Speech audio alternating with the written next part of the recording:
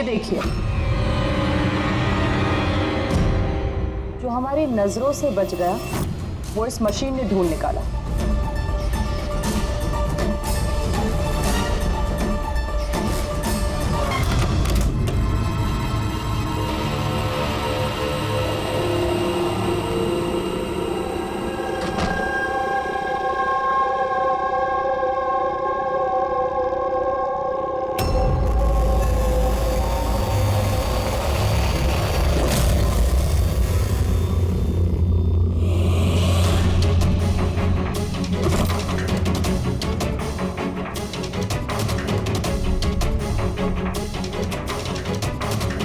बकुल से आज बात करनी पड़ेगी, चाहे कुछ भी हो, बकुल से बात करनी ही पड़ेगी।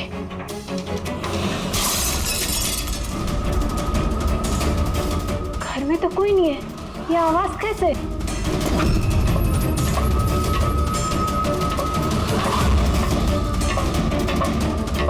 कीर्ति,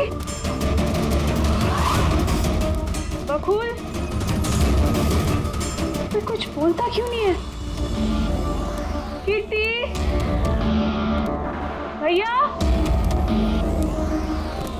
कीर्ति,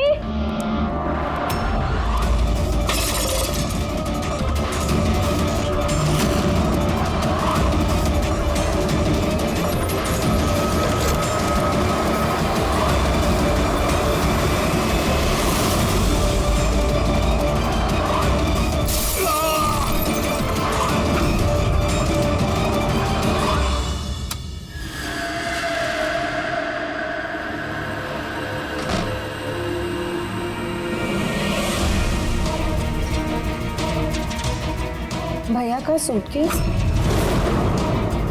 भैया बैंगलोर नहीं गए क्या?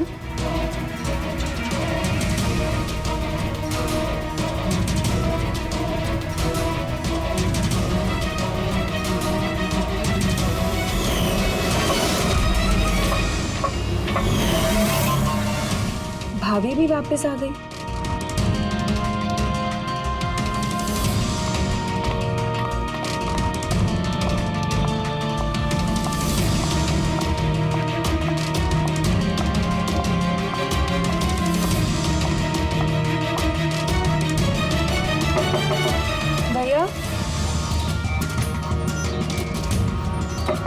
बकुल भैया, भैया बैंगलोर नहीं गए क्या? भाभी,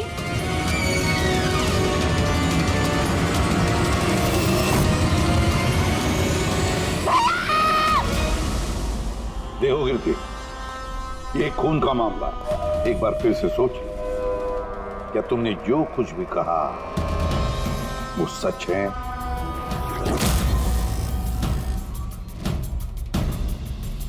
सर, हमें नहीं लगता है कि ये बात सच है। आपके लगने या ना लगने से कोई फर्क नहीं पड़ता। जब आपसे कुछ पूछा जाएगा तभी बोलना। हो सकता है ये सच बोल रही हो, क्या पता।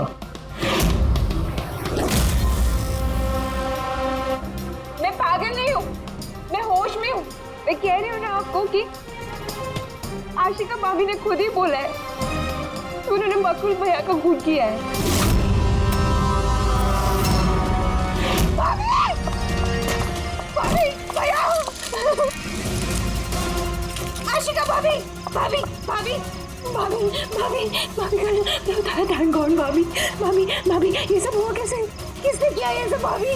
मर गया बकुल। किसका खत्म? हाँ, मार दिया। सब खत्म, मार दिया। सिर्फ मार दिया ये कहने से साबित नहीं हो जाता कि उसी ने बकुल को मारा है। ये भी हो सकता है कि वो कुछ और बोलना चाहती है। हाँ?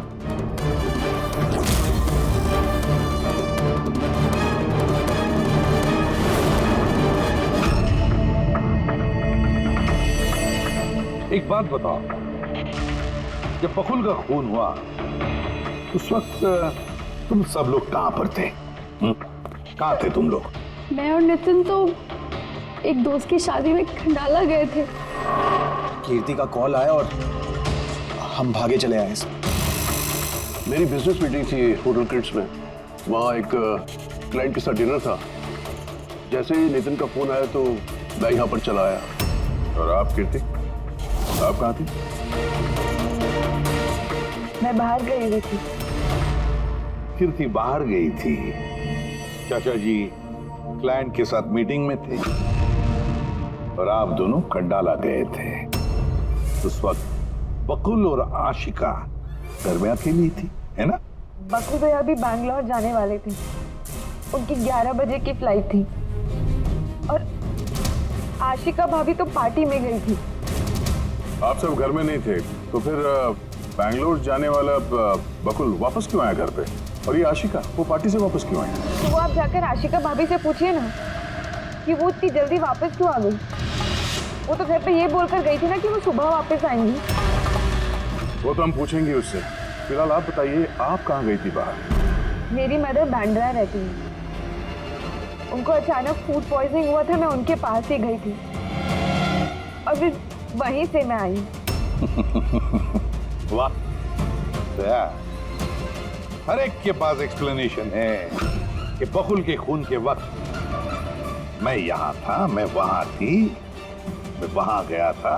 सबके पास एक्सप्लेनेशन है, लेकिन आप सब लोग एक बात अच्छी तरह से याद रखना, हम सीआईडी वालों से सच ज्यादा देर तक छुपता नहीं, सामने आकर ही रहता है।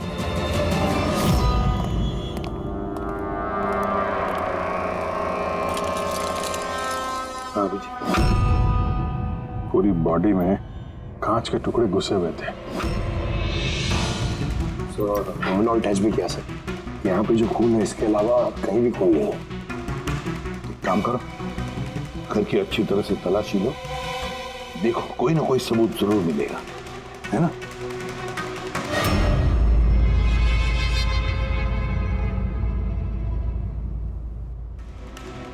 ये बता। सर इनका कहना है कि इन्हें कुछ भी याद नहीं। कुछ भी याद नहीं? आशिका, तुम्हें याद आ रहा? तुमने कीर्ति को होश में आने के बाद कुछ बताया था? याद करो। मुझे कुछ याद नहीं आ रहा। याद करने की कोशिश करो। कीर्ति कह रही थी कि बकुल का खून तुमने किया, ऐसा तुमने खुद उसको बताया। कीर्ति इल्जाम लगा रही है मेरे पे। बकुल को मैंने नहीं मारा।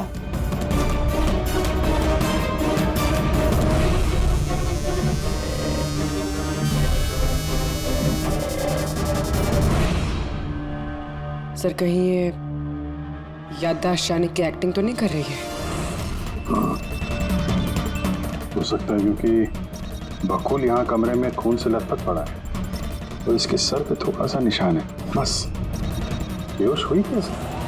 वही तो, इससे सच उगलवाना पड़ेगा। कैसे उगलवाएंगे सर?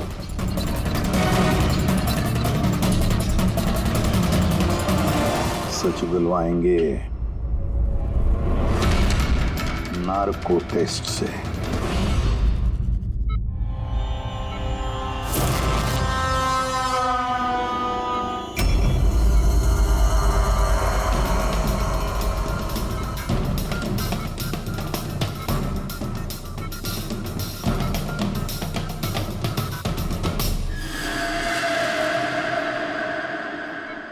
अप्रैल की रात को जब आप पार्टी से घर लौटी तो क्या हुआ था?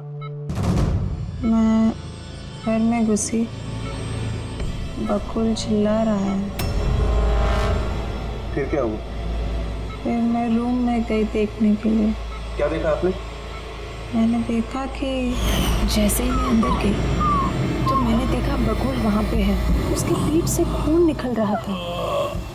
मैंने वहीं पर एक लड़की की लाश पड़ी हुई देखी। मुझे गुस्सा आया और मैंने वहाँ पड़ा एक कांच को उठाया।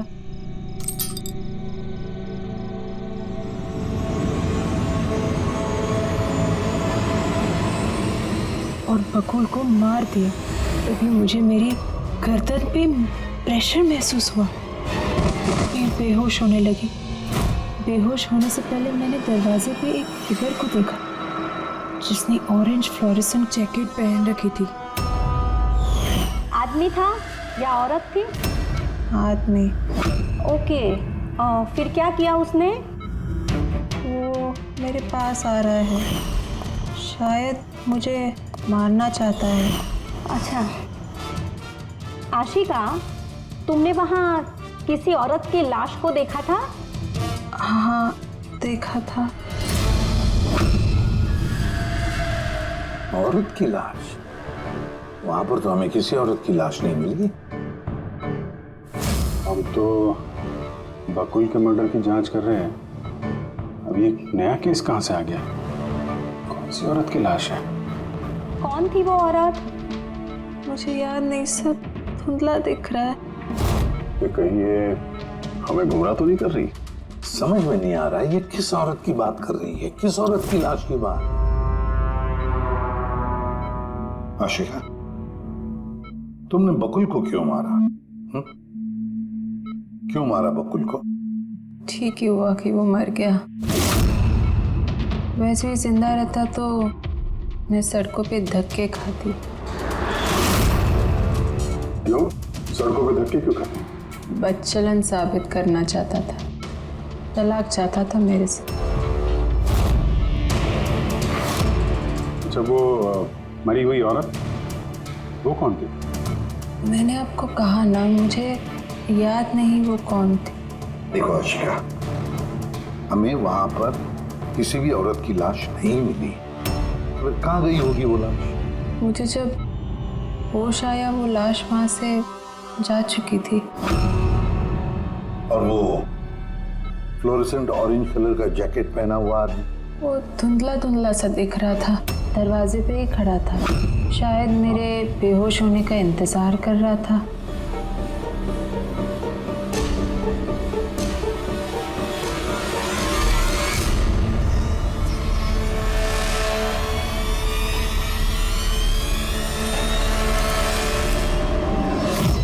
अभी तो आशिका वही बोल रही है जो उसे अच्छा लगता है, मगर टेस्ट में उसने सब कुछ सच सच बोला है। Thank you. सर, अगर इसने नार्को टेस्ट में सच बोला है तो हमें उस मरी हुई औरत के बारे में पता करना पड़ेगा। लगता है क्राइम सीन पर दोबारा जाना पड़ेगा।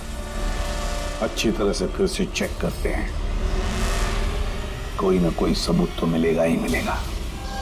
सर ये मशीन कोई स्पेशल मशीन है? ये मशीन छोटे से छोटा सबूत ढूंढने में भी सक्षम है, जैसे कि माइक्रोब्स जो अक्सर धूल में मिल जाते हैं। और ये जो मशीन है ना, इस कमरे में छोटा से छोटा जो डस्ट पार्टिकल होगा ना, छोटे से छोटा, उससे उस जैकेट वाले आदमी का पता बता देगी जो इस कमरे में मौजूद था। बहुत बढ़िया।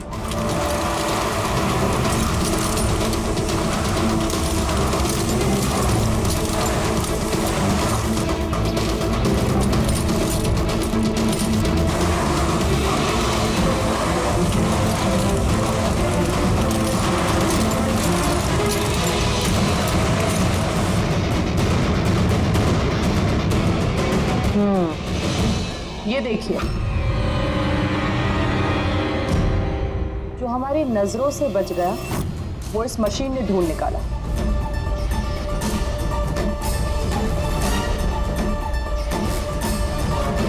ये तो कोई नाखून लगता है। वो भी नेल पेंट लगा हुआ, डेफिनेटली कोई औरत का है। मगर सर यहाँ कैसे? शायद भागा दौड़ी हाथापाई में किसी चीज से ठोकर लगी होगी और नाखून यहाँ पे रह गया। घर वालों का पता करो, इनमें से तो किसी का नहीं।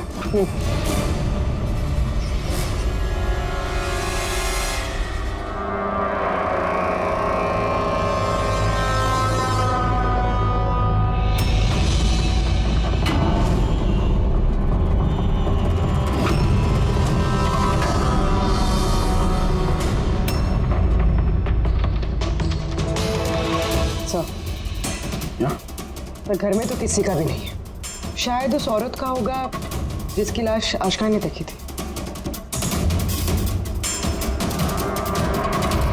लगता तो ऐसा ही है।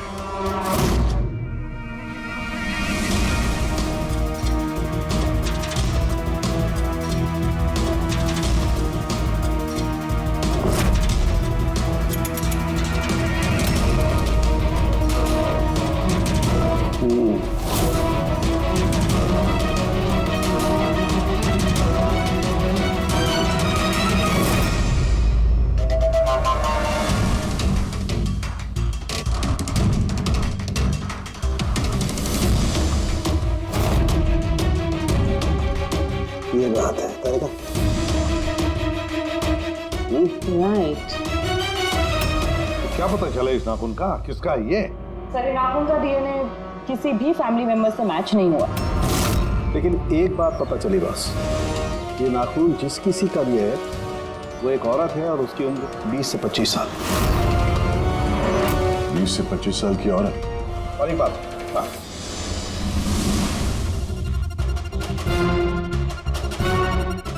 ये जो बारीक बारीक सफेद सफेद कण देख रहे हो ना, ये high percentage of high and है। नाखून में सुनो, कोई औरत जाके दिखती है? हाँ, घर परिवार की नहीं, बाहर की है। सर, कोई बाहर वाली वहां पे आई है तो किसी कार, ऑटो, टैक्सी वगैरह ही किया होगा। हाँ, पता लगाना पड़ेगा रिक्शा वालों से, टैक्सी वालों से कि क्या उनमें से किसी ने उसे घर पर छोड़ा है क्या। सर, वो आशिका बता रही थी कोई फ्लोरोसेंट ऑरेंज कलर की जैकेट पहने हुए आदमी था वहां पे। बेहोश होने से पहले मैंने दरवाजे पे एक फिगर को देखा जिसने ऑरेंज फ्लोरेसेंट जैकेट पहन रखी थी। वो कौन है, कहाँ से आया, कहाँ गायब हो गया, उसके बारे में ही पता लगाना पड़ेगा। और सर, जितने ड्रग पेडलर्स हैं उनसे भी पता करना पड़ेगा कि कितनी औरतें ये हाई एंड लेती हैं। अभिजीत, एक काम करो, रिक्शा वालों से, टैक्सी वालों से पता लगाओ क्या किसी ने इस औरत को घर पर छोड़ा था क्या, और मिसिंग पर्सन रिपोर्ट भी चेक करो।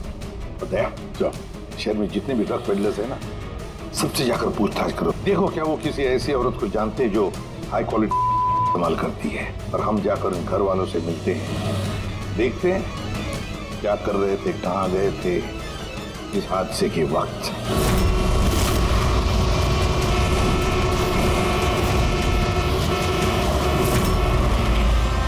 तुम्हारी एसोसिएशन से पता चला है कि 10 तारीख को यानी परसों रात में तुमने शांति निवास बंगलो में किसी लड़की को छोड़ा था। हाँ सर, छोड़ा था। कितने बजे की बात है? सर, लगभग 1 बजे की बात है, उसी बंगलो में। सर, बहुत नशे में थी वो और बार बार अपने हस्बैंड को गाली दे रही थी। अच्छा, जी सर।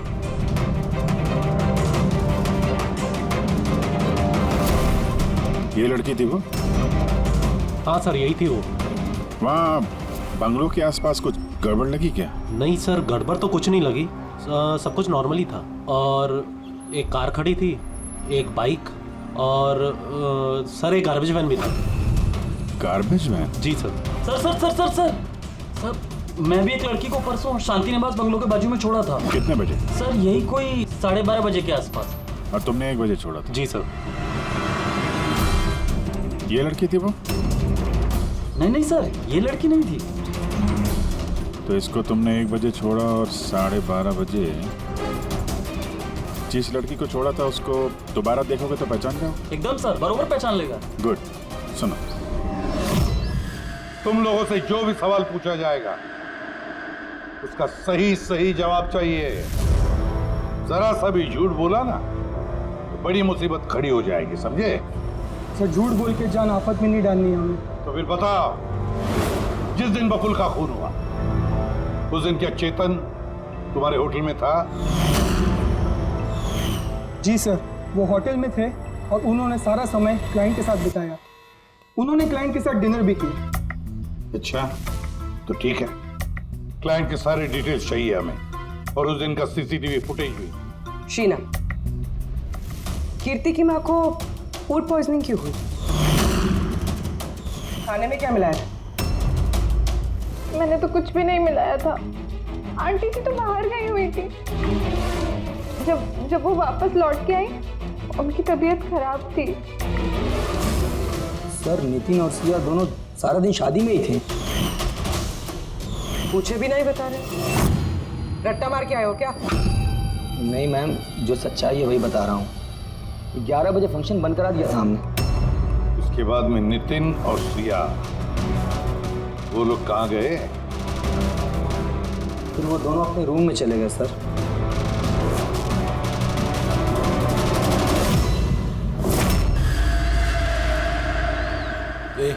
ये माल किधर मिलेगा?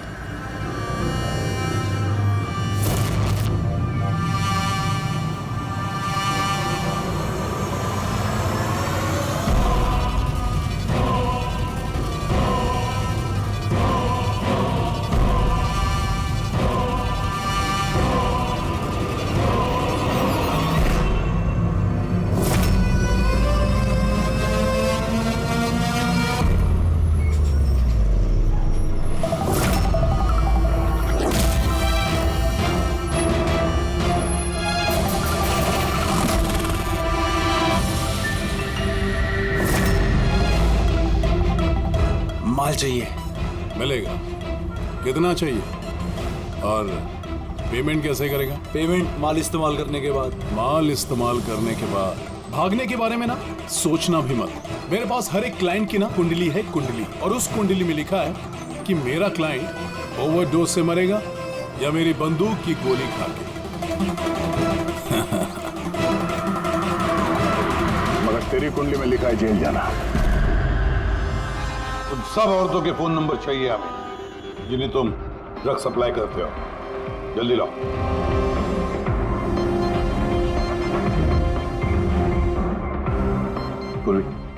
देखो जरा कॉल करके देखो इन सारे नंबर्स पर। देखो कोई गायब तो नहीं है।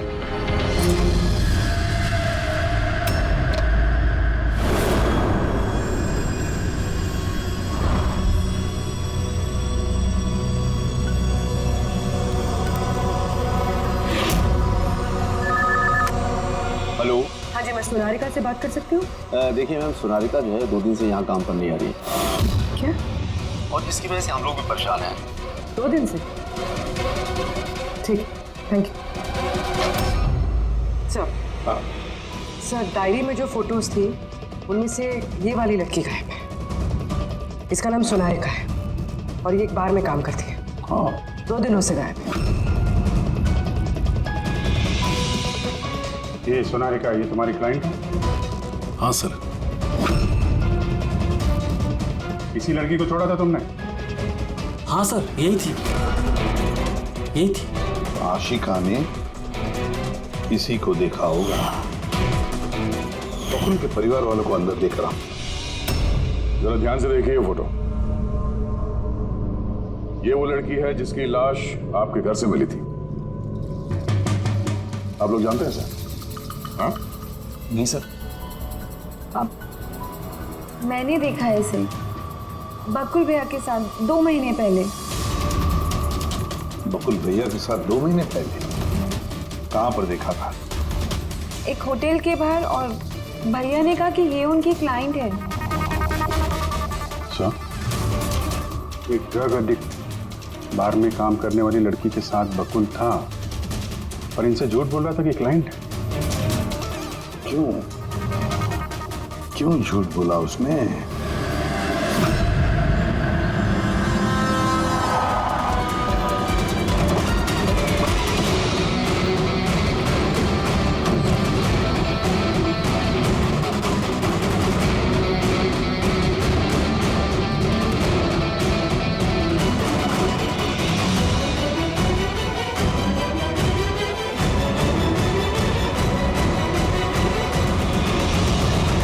ये सोनारिका यहीं पे काम करती थी ना? जी हाँ, यहीं काम करती है। आप लोग कौन? सीआईडी। सोनारिका का खून है क्या? इसीलिए वो 2 रात से यहाँ काम पर नहीं आ रही है। हाँ, मगर हमें उसकी लाश नहीं मिली है। और इसके साथ साथ ये बकुल नाम का आदमी है, इसका भी खून हुआ। हम ये जानना चाहते हैं कि सोनारिका का इस बकुल के साथ क्या संबंध है? संबंध के बारे में तो नहीं पता, लेकिन हाँ, ये आदमी कभी कभी हमारे बारे में सोनालिका को लेने आता था। फिलहाल आपको इसके बारे में ज्यादा जानकारी तेजी ही दे सकती है साहब। ये तेजी कौन है? सर ये है तेजी। तेजी, सोनालिका तुम्हारी दोस्त थी। ये बताओ कि इस आदमी के साथ सोनालिका का क्या संबंध है? सर सोनालिका का बकुल के साथ अफेयर चल रहा था। बकुल उसके सारे रईसों वाले खर्चे उठाता था, पर उसको हमेशा बकुल से कुछ ना कुछ शिकायतें रहती थी। कैसी शिकायत रहती थी? वो कहती थी कि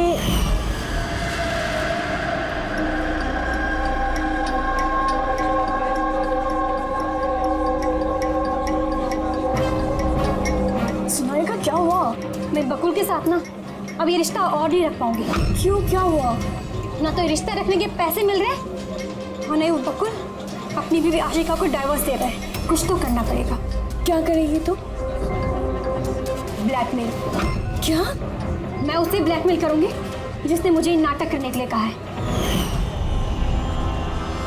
तो कोई सोनालिका को पैसे दे रहा था बकुल के साथ प्यार का नाटक करने के लिए। मास्टरमाइंड कोई और ही है। हाँ, और उसी मास्टरमाइंड ने प्लान किया और इस सोनालिका और बकुल को मार दिया। और आशिका का वहां पर आना प्लान में शामिल नहीं था। समझ में नहीं आ रहा है कि ये बकुल अपनी फ्लाइट छोड़कर घर वापस क्यों आया। और सर अगर खूनी को बकुल की गर्लफ्रेंड को मारना ही था तो कहीं और भी मार सकता था। वहां घर पे क्यों क्यों किया? तो शायद खूनी को पहले से पता था कि बकुल के घर में कोई नहीं, इसीलिए उसने धोखे से सोनालिका को वहां पे बुलाया और उसी समय बकुल और आशिका वहां पे पहुंच गए होंगे। ये हो सकता है। तो सर लाश को घर से बाहर कहाँ लेके गए होंगे और कैसे? क्योंकि बकुल के घर की सारी गाड़ियां तो पहले से बाहर थी। खूनी अगर चाहता है तो क्या लाश के टुकड़े करके वो सूटकेस में भी ले जा सकता है, या फिर लाश के टुकड़े करके वो प्लास्टिक के थैलियों में भी डाल सकता है। कचरे की थैलियां हैं प्लास्टिक की। हाँ सर। एक कार खड़ी थी, एक बाइक, सर एक गार्बेज वैन भी था। क्या? रात के 1 बजे? रात के 1 बजे बंगले के बाहर एक कचरे की गाड़ी खड़ी थी। इसका मतलब है सर ये खून प्लांट था। ये खूनी गार्बेज वैन लेके आया था लाश को ठिकाने लगाने के लिए। और सर ये फ्लोरेसेंट ऑरेंज कपड़े गार्बेज वैन वाले उसके पहनते हैं। सर चेतन जिस कंपनी के बिजनेस डिनर पे गया था ऐसी कोई कंपनी रजिस्टर्ड ही नहीं। मेरी बिजनेस मीटिंग थी होटल किड्स में। और कीर्ति की माँ ने बाहर कुछ भी नहीं खाया। मेरी मदर बांद्रा रहती है, उनको अचानक फूड पॉइजनिंग हुआ था, मैं उनके पास ही गई थी। फिर भी उसे फूड पॉइजनिंग हो। ठीक है, ये भी पता लगाना चाहिए कि जिस रात बकुल और सोनालिका का खून हुआ उस रात खंडाला से कोई टैक्सी या प्राइवेट गाड़ी आई थी क्या बंगले पर? अपनी माँ की बीमारी के बारे में सच सच बताओ। उनकी मेड शीना का कहना है कि उनकी जो भी हालत थी घर के खाने की वजह से नहीं हुई। हाँ ये सच है, उन्होंने घर का खाना नहीं खाया था, बल्कि वो तो यही बता रही थी कि वो ड्राइवर के साथ बाहर गई थी और कार में उन्होंने कुछ दवाई खाई थी। दवाई खाई? हाँ, हमारे ड्राइवर अमन का भी यही कहना है। तुम्हारा ड्राइवर अमन का? सर उन सभी ड्राइवरों को साथ में लेके आया हूँ जो गार्बेज वैन चलाते थे। हमें एक गार्बेज वैन के बारे में पता चला है जो आधी रात को सड़क के बीचों बीच खड़ी थी, जिसमें लाश डाल के ले जाया गया। वैन का पता चल गया? सर्विलेंस कैमरे में वो वैन साफ साफ दिख रही है हमें। क्यों?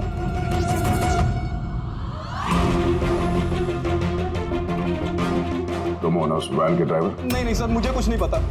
मेरा भाई लेकर गया था सर उस वैन को। अब वो उसे कहाँ लेकर गया था और क्यों लेकर गया था मुझे कुछ नहीं बताया सर उसने। फोन लगा उसका? जी सर।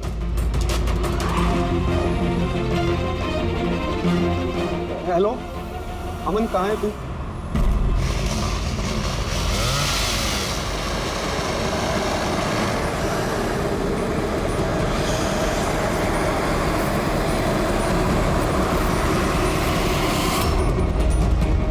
क्या भाई, कैसा है?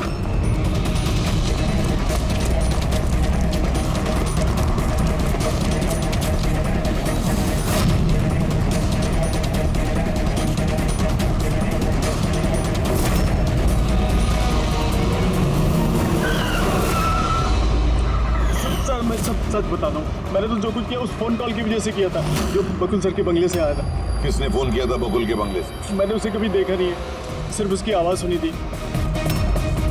औरत ही आदमी? सर कभी कभी तो औरत की आवाज़ में फोन आता था और कभी आदमी की आवाज़ में। सर ये जो कोई भी है ना, ये बकुल के घर वाला ही। हाँ, मगर तूने ये सब किया क्यों? कोई फोन पे कुछ भी बोल देगा तू कर देगा? हाँ? सर मुझे लालच दिया गया था सर कि मेरे 5 लाख के कर्जे को चुका दिया जाएगा अगर मैंने उनकी बात मानी तो।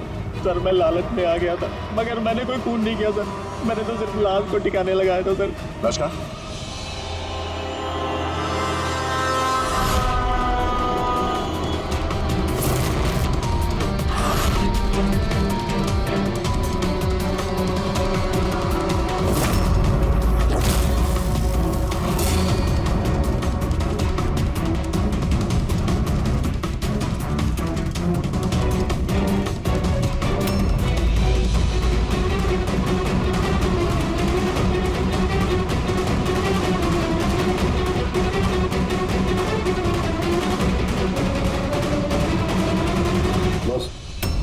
इस लड़की का गला घोटा गया है, शायद इसी से इसकी मौत हुई।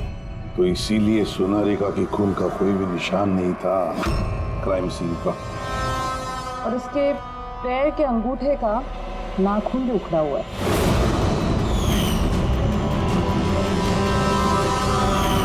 और सर ये क्या है, ये पीला पीला पार्टिकल? यही तो इस केस की सबसे अहम कड़ी है। चलिए खड़े हो जाइए सर, उठिए। और कितनी पूछताछ करेंगे आप लोग? सब कुछ तो बता दिया हमने। इस बार कोई पूछताछ नहीं होगी, आप सभी का नार्को टेस्ट होगा।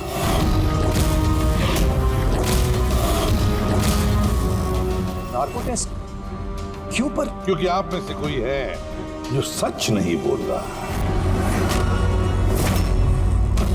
आपके पास कोर्ट की परमिशन है इस नार्को टेस्ट के लिए? जी हाँ, परमिशन के बिना हम कुछ नहीं करते।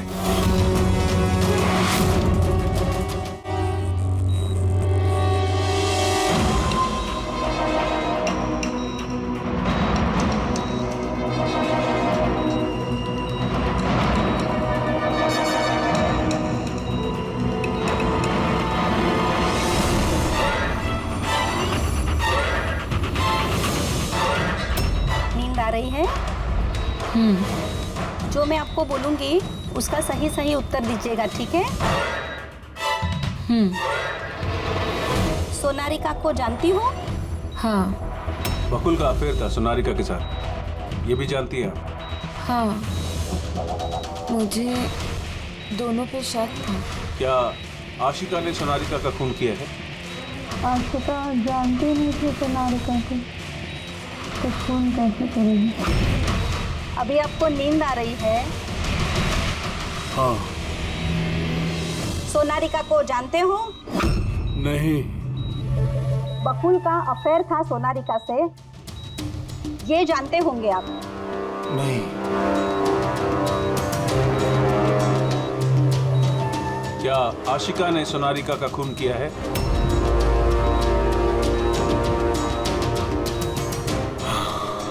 आशिका सोनारिका को जानती थी। आशिका ने ही बकुल और सोनारिका का खून किया है। उसी ने ये खून की साजिश रची थी। आशिका की हरकतें कुछ दिनों से काफी अजीब थी। ये बात मैंने बकुल को बताई थी। क्या हुआ सर? हुआ कुछ नहीं नितिन, सिर्फ इतना बताना था कि ट्रुथ सीरम के असर से इंसान सिर्फ उतना ही बताता है जितना उसे पूछा जाता है, ज्यादा कुछ नहीं बताता। अब बात यह है कि इंसान का दिमाग अपना मेमोरी शेयर करता है पर ओपिनियन नहीं देता, जैसे तुमने अभी दिया। अब सारी असलियत फटाफट बता दे, वरना असली वाला सीरम देना पड़ेगा तुझे। असली ट्रूथ सीरम मतलब? मतलब ये कि हमने जो सीरम दिया था वो ट्रुथ सीरम नहीं था। ग्लूकोज का इंजेक्शन था। What?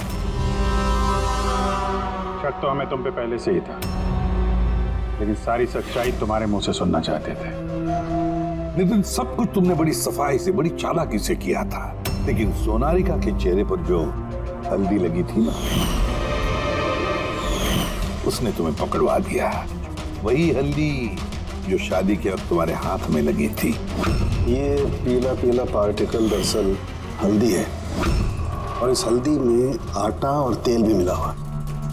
आटा, तेल, हल्दी। चेहरे पे हल्दी नहीं है, सिर्फ यहाँ कदम के पास। कहाँ से आई होगी ये हल्दी? सर, सिया बता रही थी कि वो लोग खंडाला गए थे शादी के लिए, और वहां पे हल्दी के रस्म में शामिल भी हुए थे वो लोग। बकुल 500 करोड़ का एम्पायर चला रहा था, वो एम्पायर जो मैंने सेटअप किया था, लेकिन वो मुझे ही उस एम्पायर से बेदखल करने की फिराक में था। तो फिर उससे बात करते थे, उससे समझाते थे। बात करने की कोशिश की थी सर, कई बार कोशिश की थी, लेकिन वो सुनता तब ना। भाई था वो मेरा, मैं नहीं मारना चाहता था उसे, लेकिन वो पूरा एम्पायर अपने नाम पे करवाना चाहता था। इसीलिए फिर मैंने भी एक प्लान बनाया। क्या प्लान बनाया? बकुल और आशिका के आए दिन झगड़े होते रहते थे। वो आशिका को छोड़ना चाहता था। मैंने सोनारिका को पैसों का लालच दिया और उससे कहा कि बकुल से झूठ मूठ का प्यार का नाटक करे, और एक दिन आगे जाके उससे शादी भी करे। दरअसल मैं सोनारिका के जरिए अपना एम्पायर हासिल करना चाहता था। मगर उसे क्यों मान दिया? वो तो तुम्हारा साथ दे रही थी शुरू में सर, लेकिन बाद में उसने मुझे ब्लैकमेल करना शुरू कर दिया। और इसलिए तुमने सोनारिका को धोखे से घर बुला लिया। हाँ सर, उस रात मैंने ऐसी सिचुएशन क्रिएट की जिससे कि सब लोग घर से बाहर रहे। मैं भी सिया के साथ खंडाला चला गया, और जैसे ही सिया ने दवाई ली और सो गई, मैं फौरन टैक्सी पकड़कर यहाँ आ गया और अमन को बुला लिया। सोनारिका के घर पहुंचते ही, देखो सोनारिका, मेरी बात समझने की कोशिश करो। अगर बीच रास्ते में तुमने मेरा साथ छोड़ दिया तो मेरा पूरा प्लान चौपट हो जाएगा। हो जाए प्लान चौपट, मुझे कोई फर्क नहीं पड़ता। और वैसे भी मुझे उस बकुल में कोई इंटरेस्ट नहीं है, और ना ही मैं उससे प्यार करती हूँ, और ना ही मैं उससे शादी करना चाहती हूँ।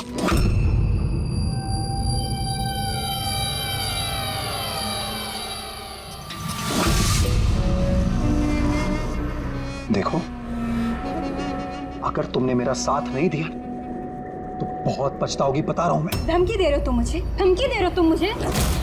हाँ? ऐसा ही समझ लो।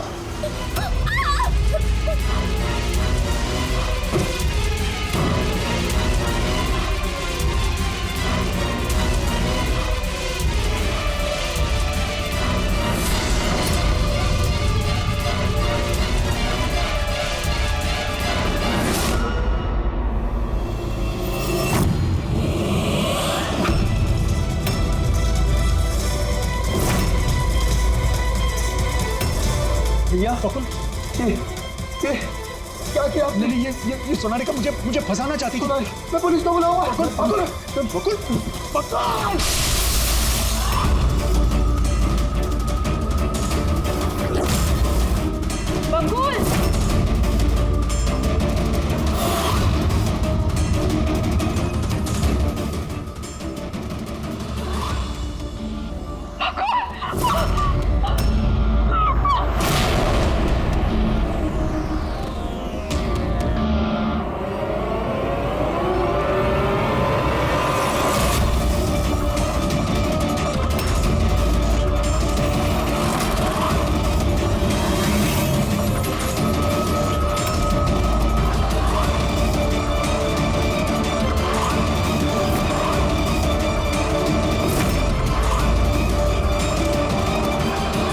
मैंने अमन को फोन पे पहले ही बता दिया था सोनारिका की लाश को ठिकाने लगाने के लिए। उसने